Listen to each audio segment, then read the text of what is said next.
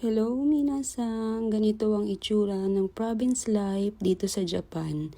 Wala kang makikitang tao na nasa labasan na nagchichismisan, wala kang makakasalubong, hindi katulad sa Pinas, marami kang makikita, masaya, marami kang kakwentuhan.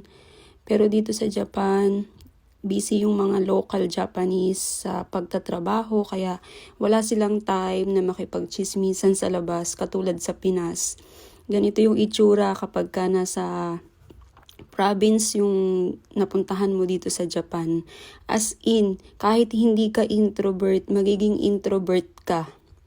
Kasi mga huni lang ng ibon yung maririnig mo, mga simoy ng hangin, tapos napapalibutan ka ng mga bundok. Ito yung province side kapag ka napunta ka sa ganitong lugar sa Japan. Ganito yung itsura niya. Malayong malayo sa Pinas. Sa Pinas, masaya kahit mahirap ang buhay.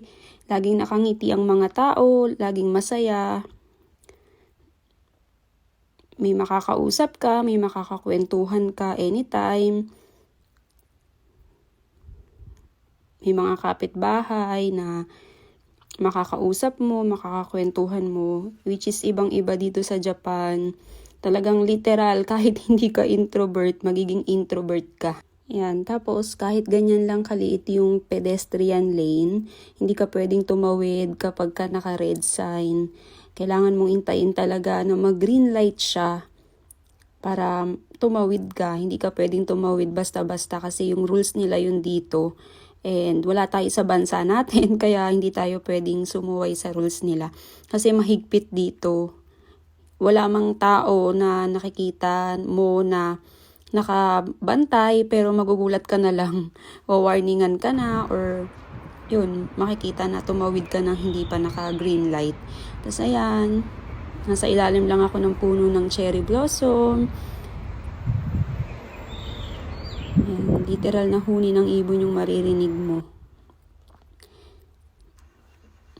Yan, nihintay ko lang na mag-green light na siya para makatawid na ako. Kasi malapit na dito yung apartment ko. Wala naman akong apartment. Yung inuupahan kong apartment dito sa Japan. Ayun lang. Bye-bye!